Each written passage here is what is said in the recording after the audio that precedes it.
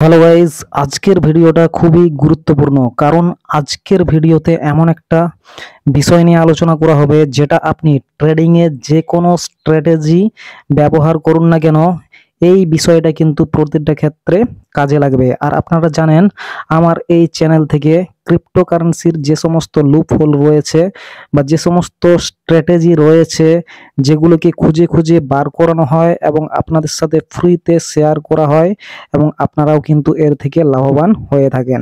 তাই চ্যানেলটাকে অবশ্যই সাবস্ক্রাইব করে রাখবেন এই ধরনের মূল্যবান তথ্য, মূল্যবান ভিডিও পাওয়ার জন্য। আর টেলিগ্রাম চ্যানেলেও জয়েন হবেন কারণ টেলিগ্রাম চ্যানেলে ক্রিপ্টোকারেন্সি সম্পর্কিত নিউজ আপডেট সাথে সাথে স্পট এবং ফিউচার ট্রেডিংয়ের সিগন্যালও দেওয়া হয়।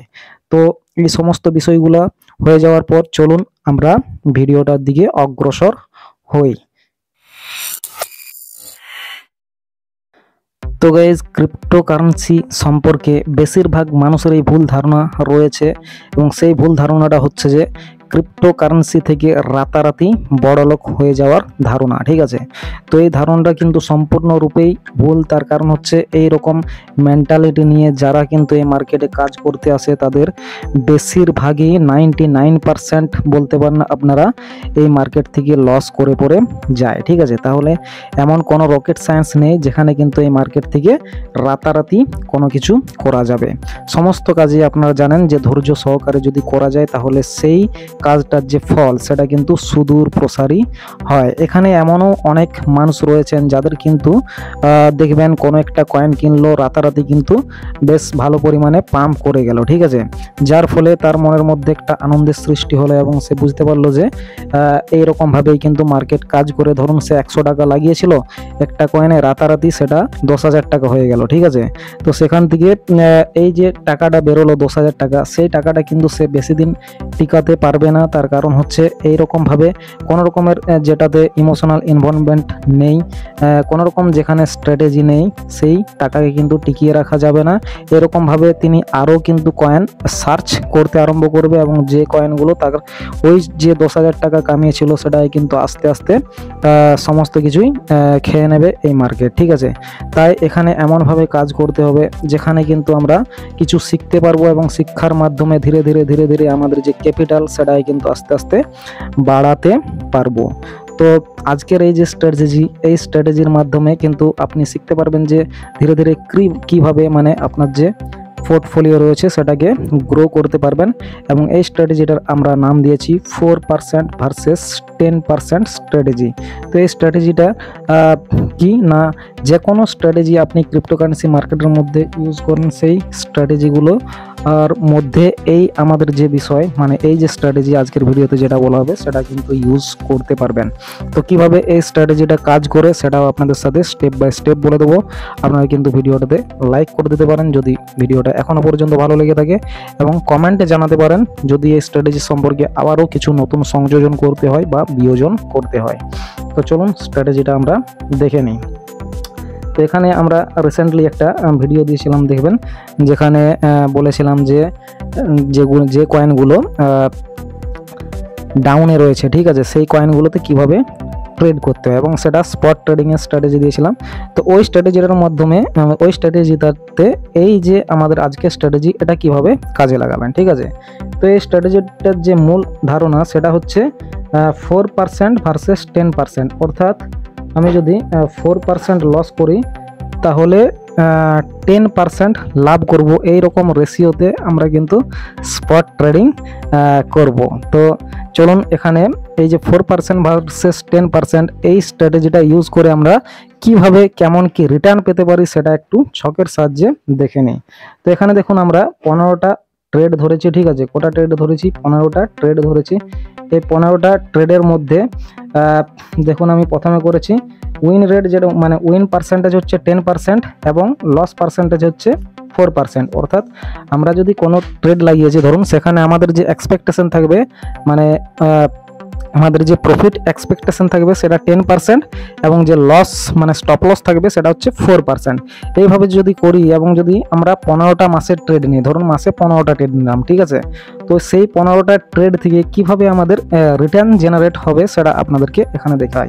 দেখুন এখানে 15টা ট্রেড নিয়েছি, সেই 15টা ট্রেডের মধ্যে যদি আমাদের 5টা উইন হয়, ঠিক আছে, 5টা যদি উইন হয় এবং সেক্ষেত্রে কিন্তু আমাদের প্রতিটা ট্রেডে বললাম যে 10% আমাদের এক্সপেকটেশন থাকবে, মানে পার্সেন্টেজ, প্রফিট পার্সেন্টেজ। তাহলে 5 × 10 মানে 5টা ট্রেডে 10% করে যদি লাভ হয় তাহলে 50% লাভ হবে।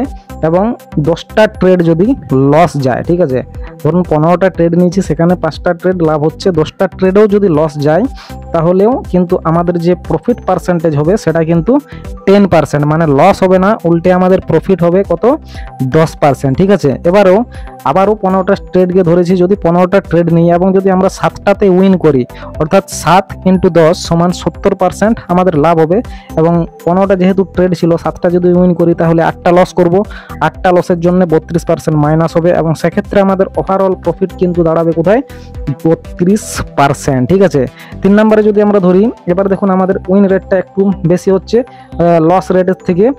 এখানে উইন রেট হচ্ছে কত, 8টা, আর ধরুন আমাদের লস ট্রেড হচ্ছে 7টা, তাহলে কি হচ্ছে এখানে উইন ট্রেড যদি 8টা হয় 10% করে 80% লাভ হচ্ছে এবং 7টা যদি লস হয় তাহলে 7 × 4 = 28% লস হচ্ছে। এবং আমাদের ওভারঅল যে প্রফিট লস সেটা হচ্ছে আমাদের প্রফিট হবে 52%, ঠিক আছে। 8টা ট্রেডও যদি আমরা সঠিক লাগাতে পেরেছি। এবার আমরা দেখব যদি আমরা 10টা ট্রেড উইন করি, মানে 10টা ট্রেড উইন করলে 5টা আমাদের লস হবে, 10টা ট্রেড উইন করলে আমাদের 100% লাভ এবং 5টা ট্রেড লস করলে 20% লস, অর্থাৎ ওভারঅল আমাদের প্রফিট হবে 80%, ঠিক আছে। এবং লাস্ট আমরা রেখেছি 12টা ট্রেড। এটা কিন্তু যারা ভালো, মানে মার্কেট যখন কন্ডিশন খুবই ভালো থাকবে সেক্ষেত্রে যদি আমাদের 12টা ট্রেড প্রফিটের মধ্যে যায় তাহলে কিন্তু আমাদের 12 × 10 = 120% লাভ হবে এবং 3টা ট্রেড সেক্ষেত্রে লস হবে, কেননা 15টা ট্রেড রয়েছে, তাহলে 12% লস হচ্ছে, অর্থাৎ আমাদের ওভারঅল যে প্রফিট হবে সেটা মোটামুটি 108%, ঠিক আছে। তো এই যে স্ট্র্যাটেজি, এই স্ট্র্যাটেজিটাতে যদি আপনারা কাজ করেন তাহলে আপনারা বুঝতে পারবেন যে আপনাদের যে প্রফিট এবং লস কীরকমভাবে হচ্ছে।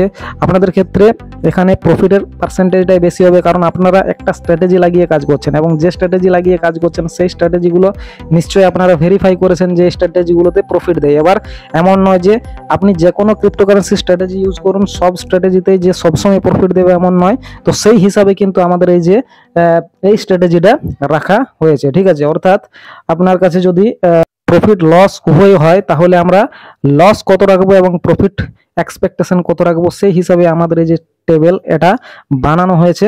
এটা দেখে পরে আপনারা কিন্তু স্পট ট্রেড করতে পারেন, ঠিক আছে। এবং এর বেসিসে আমাদের অনেক স্ট্র্যাটেজি আগে দেওয়া রয়েছে, সেই স্ট্র্যাটেজিগুলো দেখে পরে কিন্তু আপনি স্পট ট্রেড করতে পারবেন। সেম স্ট্র্যাটেজি দিয়ে ফিউচার ট্রেডও করতে পারবেন। সেখানে কিন্তু আমাদের যে প্রফিট লসের যে পার্সেন্টেজ 4 × 10 রাখা হয়েছে সেটাই কিন্তু কমাতে হবে, মানে রেশিওটা একই থাকবে কিন্তু কমাতে হবে। হয়তো 1% লস করবেন, সেখানে 2.5% প্রফিট, এইরকম ভাবে কিন্তু চলতে থাকবে। তো এই যে স্ট্র্যাটেজি এটা যদি আপনি কাজে লাগান তাহলে কিন্তু আমাদের কি হবে, প্রতিটা যে মানে আমাদের যে ওভারঅল ট্রেড সেখানে কিন্তু প্রফিট এবং লস কিভাবে হচ্ছে সেটা কিন্তু আমরা বুঝতে পারবো। যদি এই স্ট্র্যাটেজিটা আপনাদের পছন্দ হয় ভিডিওটা অবশ্যই লাইক করবেন, সাথে কমেন্ট করে জানাবেন যদি এই স্ট্র্যাটেজিটার মধ্যে কোনো রকমের কোনো কিছু ভুল থাকে বা কোনো কিছু সংশোধন করতে হয়। চলুন দেখা হচ্ছে নেক্সট ভিডিওতে। ধন্যবাদ।